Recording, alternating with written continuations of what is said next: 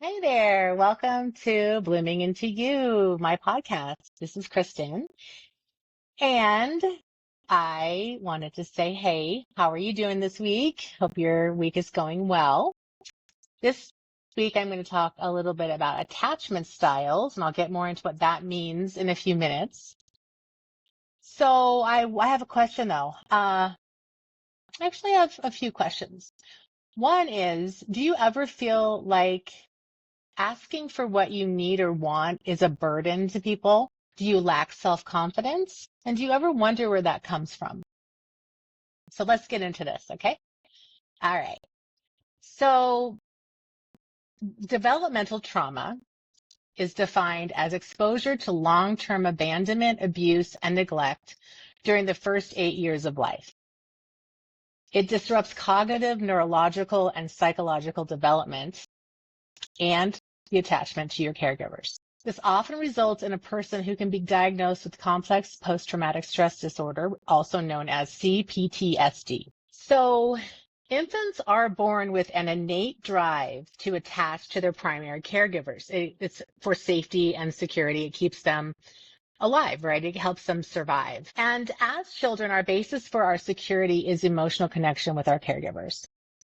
And to not have those needs met is, as I said, it's basically deadly.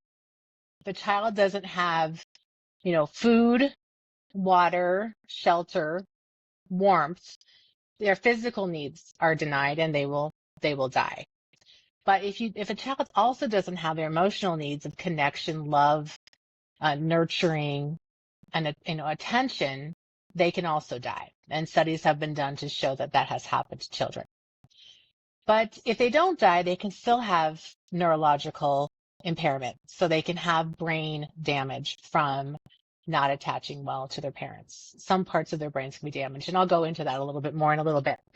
So attachment to your caregivers when you're first born is crucial to your survival, right? It has a significant influence on brain development. So when a child has developmental trauma, that early life trauma, the brain can be damaged and it can not really develop into its higher level functioning over time. The brain takes like 24 years to fully develop. When you're first born, you're living from that real brainstem area, the part that keeps you breathing and swallowing and doing all kinds of like life-giving things that we need to survive. And it grows as you're attaching and you're developing in your body and in your emotions.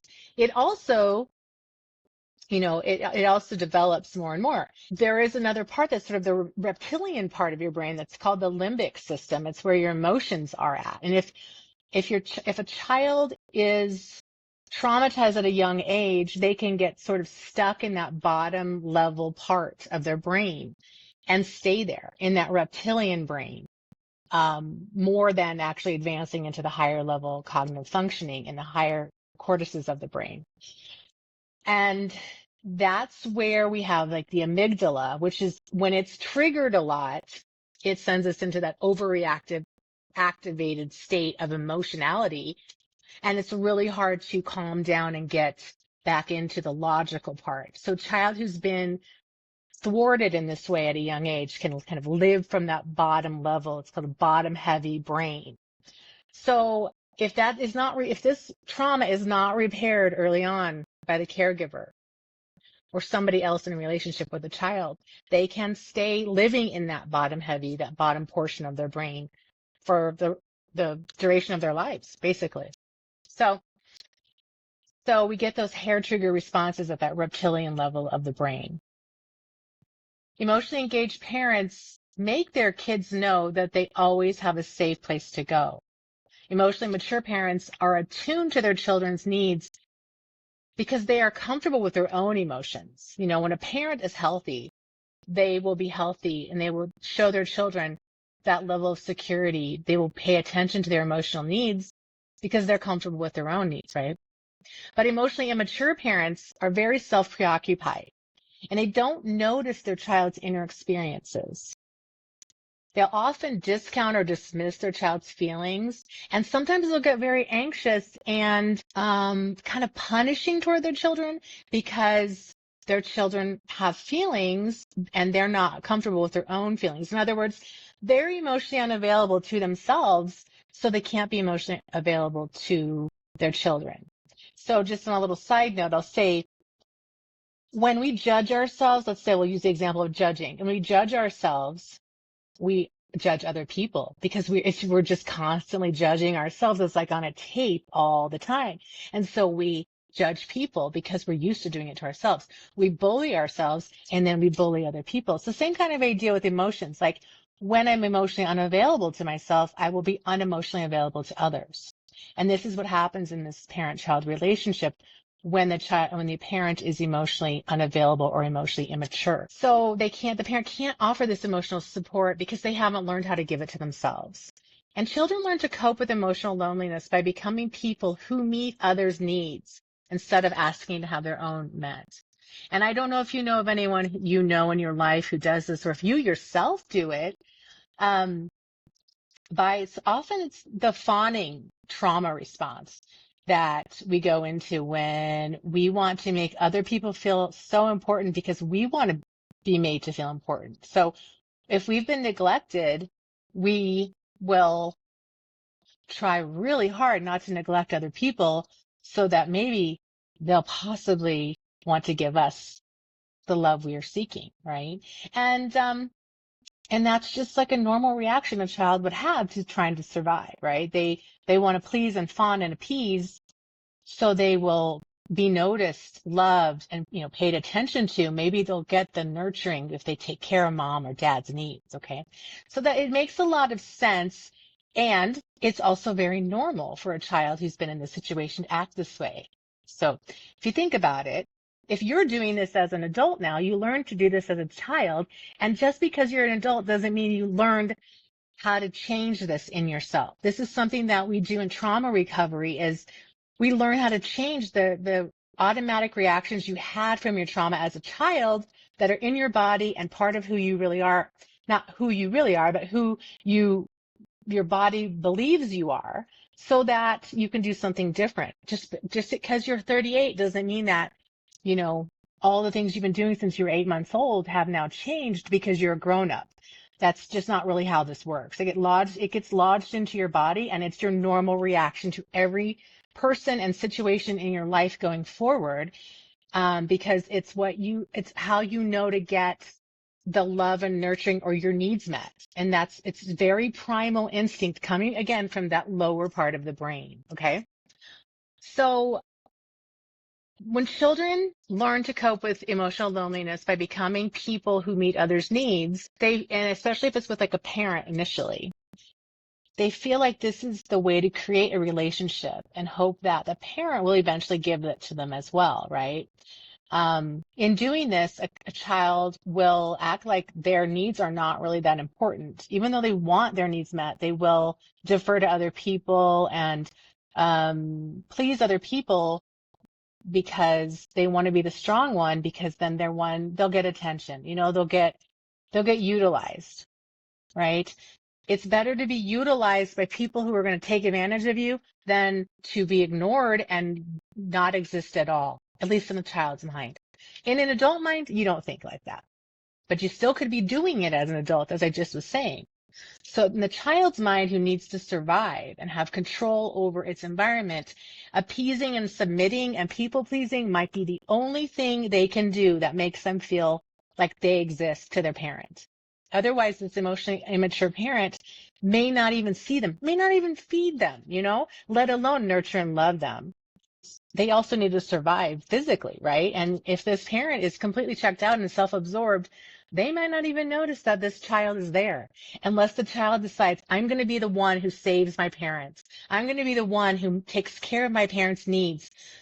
And I hope they take care of mine. Now, this is not a conscious thought. None of this is conscious. You can find out later when you're an adult what you did as a child, and then it becomes conscious. But when you're a child, all of this is that bottom brain The bottom part of your brain, that primal instinct to survive, is operating this underneath the surface, and you're not aware of it as a child. You just know you need to survive, and you're smart enough to do it. You're an animal. You have animal instincts. Okay.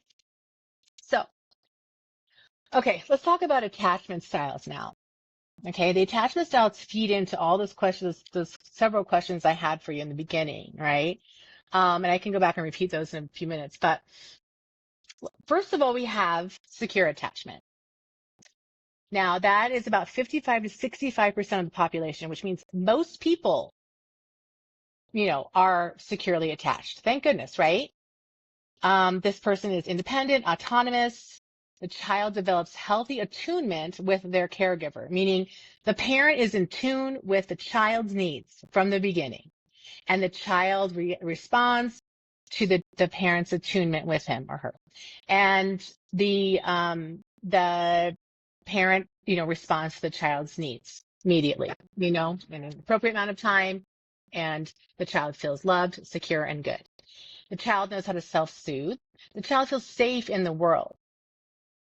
And they have a larger window of tolerance. Now, a window of tolerance is the capacity for your nervous system to handle, hardship and be resilient. And in this window of tolerance, you have the feelings inside of you, embodied inside of you, of confidence and curiosity, creativity and clarity, calmness, compassion, connectedness, and courageousness, all toward yourself initially, and then toward others after that.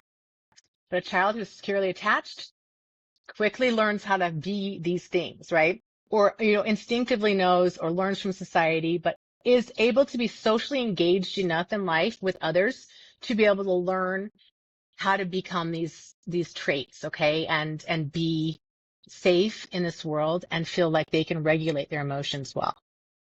So safety and security are at the core of resilience, and they support a person's capacity for self-regulation.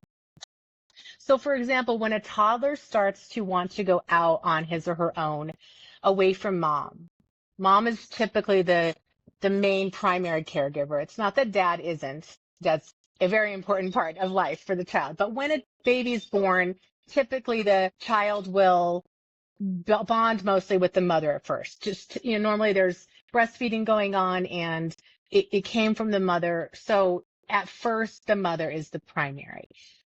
And is probably normally with the child most of the time. And in our day and age, maybe that's not true. Maybe dad takes over quickly and mom goes to work.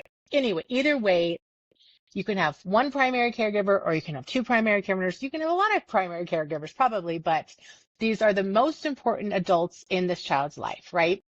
And when a child decides they want to start traveling a little bit away from mom or dad, when they're about 2, okay, this is when they start to become more autonomous. A child who's securely attached can go 10 feet away, look back, is mom, dad, are they still there? Is she still there?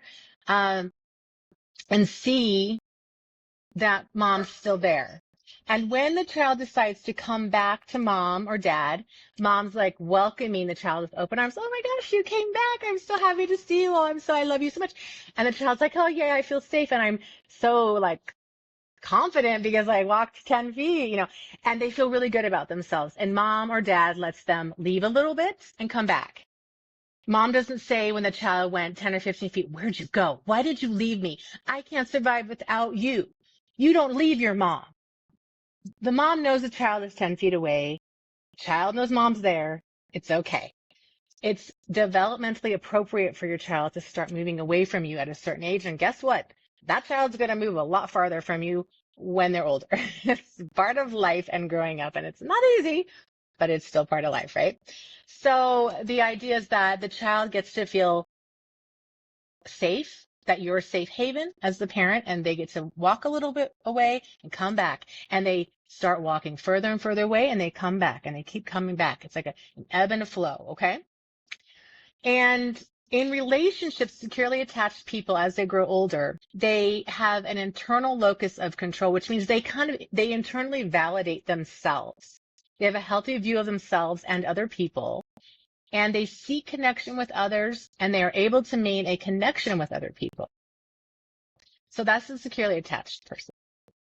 Then we have the anxious or ambivalent attached person. And these days we call this the preoccupied attachment style. This occurs in 5 to 15% of the population. This kind of attachment style happens when a caregiver is inconsistent with their reactions to their child. Sometimes they're going to be responsive and sometimes they will be rejecting or neglectful of the child's needs. And this overstimulates or activates the child's nervous system, creating a lot of anxiety and fear. The child comes across as demanding and needy, which then upsets the parent because the parent is mad because the child's so needy, even though the parent was inconsistent and sometimes not even responsive to the child's needs or downright neglectful or rejecting of the child. So the child, as you can see, needing to be nurtured and loved and have consistent love, doesn't know what to expect. It's like shifting sands underneath their feet and they don't know what to expect. They don't know if they're safe. So of course they're going to be anxious. And of course they're going to be needy and quote unquote demanding, right? That is very hard on the child because the child doesn't want to feel insecure, but now the parent has created a situation where the child is insecure because of that lack of consistency for the child's welfare.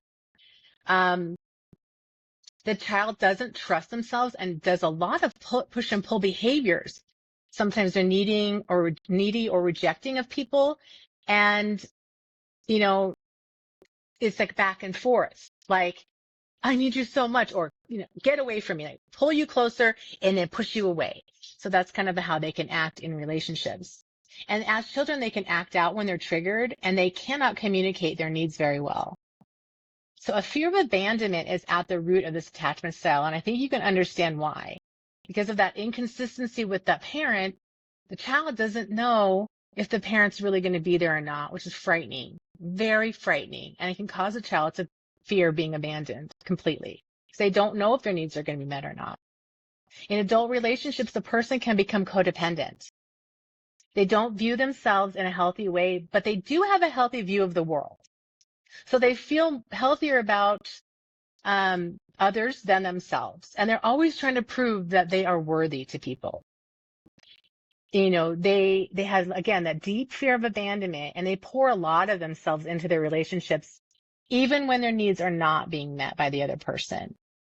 When the other person is a taker, and doesn't reciprocate this person's time, love, or attention.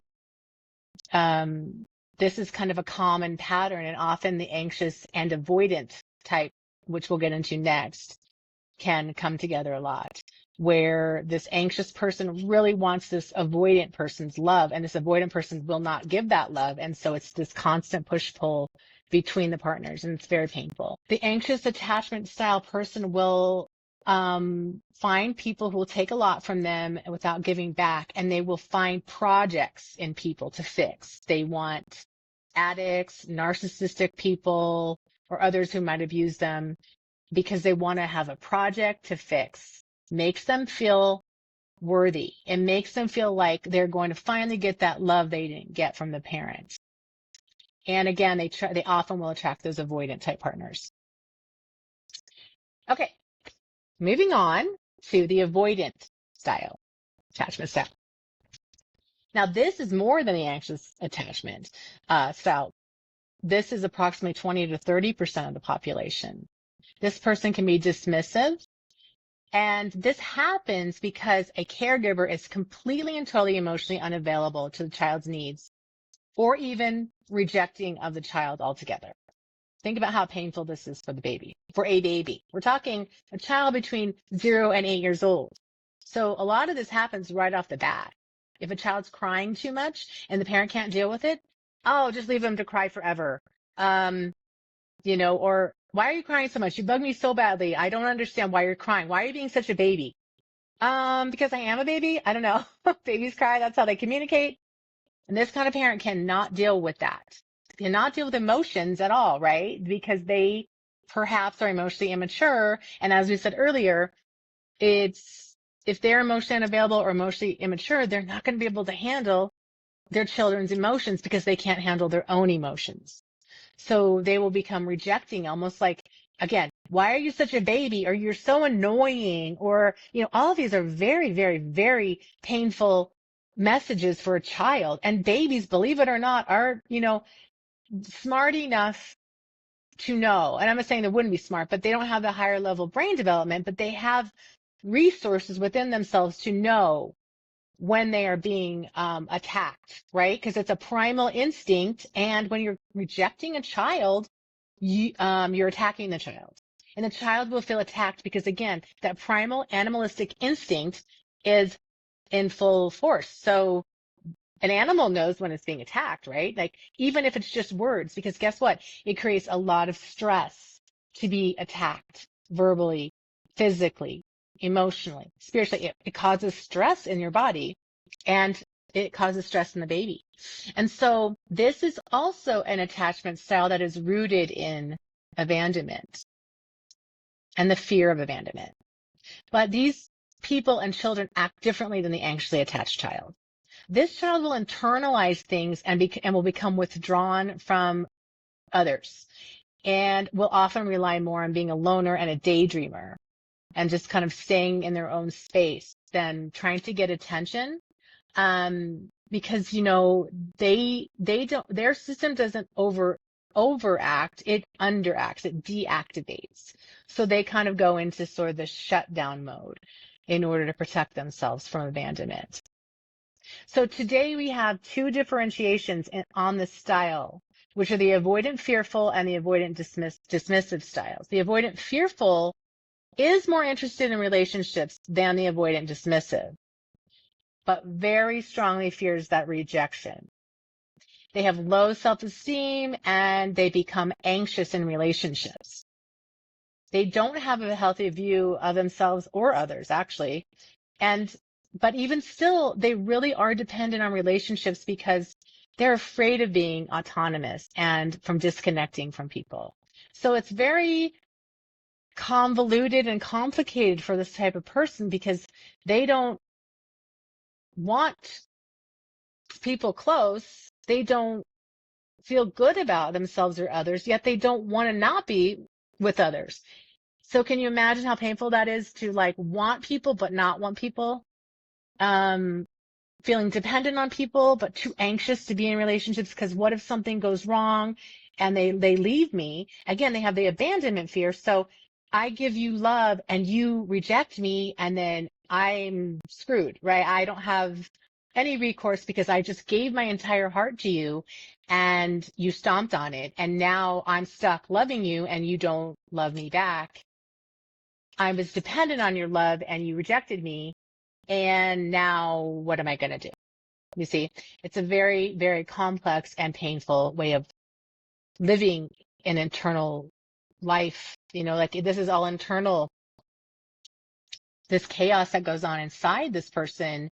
And yet there's just this fear of explaining this, being vulnerable, being open, because what if you take advantage of me once I tell you how I'm feeling? Do you see how painful that can be for people? And I don't know if any of you have this attachment style, but and I'll talk more about this in the end, but if you do, you know how painful this is to live this way, I'm sure. Now, they have this external locus of control, which means they seek external validation, and they can also be codependent. And as I said earlier, quite anxious in their relationships. So there's the avoidant dismissive person as well. They are self-reliant and they downplay the importance of relationships and vulnerability because they don't have much access to relationships and they don't really want them. They have a healthier sense of themselves, but a negative view of other people. They avoid emotional intimacy, but they do have sexual intimacy. Okay, so they can connect sexually, but not emotionally, more easily sexually than emotionally. They don't feel anxious about relationships because they don't really need or want them. And that's lonely, but they seem like they can handle it. But this is because of their trauma and or abuse as children that created this situation in their attachment where they never got the their needs met, and they learned that they never were going to. It's like a learned helplessness, right? Oh, well, I was never going to get it anyway, so why even try, right? And then we have disorganized attachment, which is present in approximately 20 to 40% of the population, but it occurs in about 80% of those who were abused as children. This is a definite push-pull style of attachment. They don't know whether to attach to or avoid their caregivers because their caregivers are the ones who are abusing them. So they want the love from their abuser or their caregiver who's abusing them, but they're also afraid of their caregiver who's abusing them because their caregiver could abuse them at any point in time, whenever they feel like they need to abuse the child. They have significant relationship problems and they cannot soothe themselves well. This child has a lot of anger, which you can understand. Again, listening to all of these attachment styles and seeing how these children and people act should hopefully normalize why people act the way they do. That's the whole point of understanding attachment styles and healing them. Because the good news is we can heal them. And I will say more about that in a minute, but really first acknowledging like this is the attachment style of myself, my spouse, my child, my uncle, my dad. It helps because then it helps us have more compassion for ourselves and for other people and realize, oh, this is why they act so weird. This is why they act so aloof or mean or closed off, or anxious. This makes sense now because of how they were raised and how in the beginning of their life, they didn't get the kind of love and nurturing they needed. And historically in our world, in our society, all parents did not do this nurturing thing. It was like, get out of the crib and go work on the farm. And I don't want to hear about you're not going to complain or I'm going to whip your butt. Like there was not a lot of emotional capacity and emotional maturity from the parents, right? Because they weren't raised in that kind of time. So a lot of our older generations right now didn't have those kinds of parents. So we want to normalize that not everyone has had the kind of attachment style parenting that they needed to have, and kind of relational connection they needed from their parent early on. And now going forward, we can, which is amazing. But maybe we didn't as children, and maybe we weren't even the parents that we wished we would have been now. And that's okay too. Your child can still heal. I don't want anyone leaving this podcast thinking, oh, I'm such a bad parent. And we all think that, right? But at times, but even Gabor Mate will say in a video, he's an amazing trauma, psychiatrist. He's a psychiatrist and a trauma expert. And he will give stories and accounts about when he was traumatizing his own children. If he can admit that, and he's a trauma therapist, and he's had to do what he's had to do to repair the wounding he may have caused his own children, that's wonderful because that means all of us can do that. We can always make reparations with our children and try our best every single day to do better, right? It's just part of life. But when we're hard on ourselves and we live under that cloud of shame, it's harder to heal that. So the shame is really important to work on as well. And I'll get into shame in future podcasts, okay? So, this disorganized attachment style child does have trouble with social relationships and often will be diagnosed with oppositional defiant disorder because they appear overtly disobedient and they don't follow directions well. They don't trust themselves and the world, and they live in this constant fear that their life is a mess and that they're a failure all the time, which is also very horrible to live like that, right? So again, I want you to know that attachment styles can be healed, and you can be in a relationship with somebody who's securely attached, and you can be anxiously attached, or you can be avoidant, and your securely attached partner can actually help you become more securely attached because we heal in relationship with others. You can seek out a therapist, a coach, friends, other people who can help you learn to feel calmer in your nervous system and feel like you're safe. It's really about safety with this attachment, right?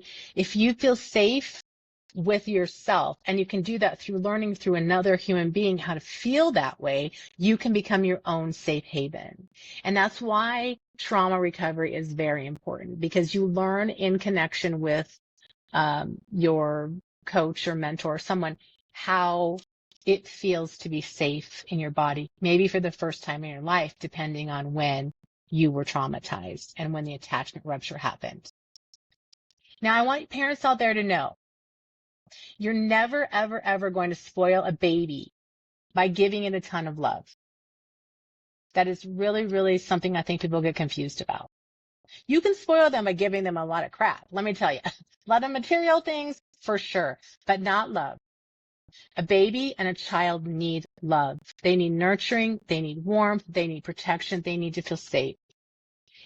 They need to know that they're secure in your love for them, so that they can thrive and grow in a healthy way, and so that the brain can develop appropriately and on course. Okay, this is really important. So remembering that brain development is such a big, huge part of this. Now, when we don't give our child the message that we love them, we give them this message that we reject them early on, that creates a lot of downstream problems, not only with cognitive development, but also physical problems later, because there's a lot of stress. Cortisol is released a lot into the system when we're under stress, which can cause immune disorders, autoimmune disorders, and immune dysfunction, and a lot of like health problems later. And there have been studies about this that correlate early childhood experiences, adverse childhood experiences, to later medical health issues. So it's not just something, oh, you think your emotions are related to your physical. It's true. It's very true. So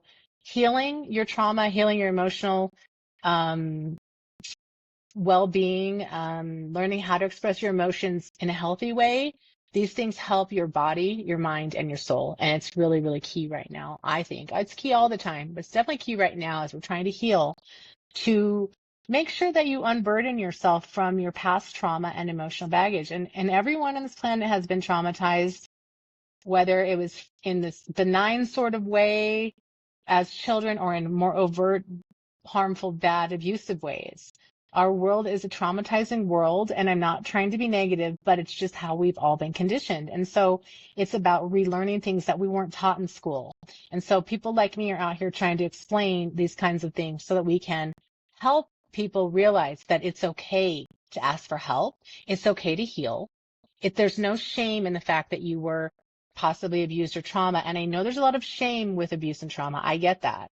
But it was not your fault. You were given this by somebody else. So hopefully that helps a little bit to help you kind of start the process of breaking away from the shame that keeps you bound to not healing, when the healing is accessible. And it's not easy, but it's not as hard as you might think too. Okay.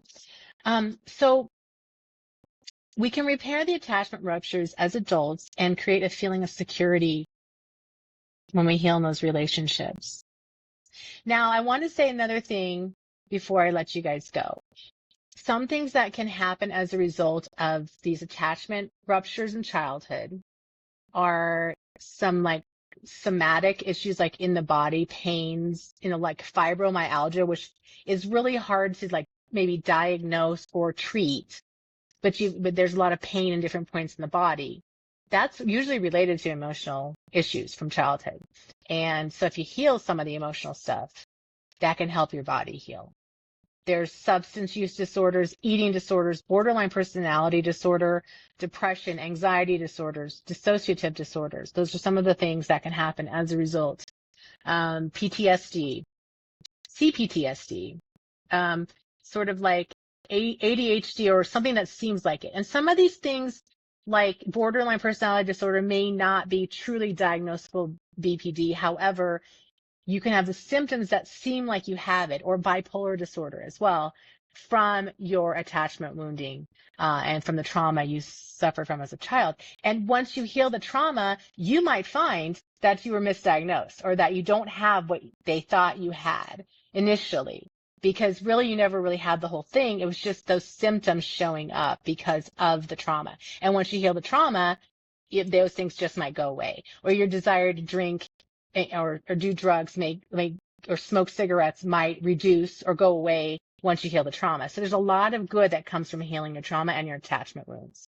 You can search Google for free attachment style quizzes to see which one you are if you want. And I don't have any like listed right now, but you can just kind of look on Google for that and just put attachment style quiz, and they're free. Just do a free one. They're all free for the most part, as far as I know. You can also do an adverse childhood experiences ACEs test, which is also free. I recommend these to my clients a lot because you just kind of just to see where you are on the scale of trauma, to see where you are. It's good information to have. And yeah, just take a look and see if that helps you. And I really hope this podcast has helped you today to understand attachment styles a little bit more. And I hope you have a great week, and I will talk to you next time. Take care. Bye.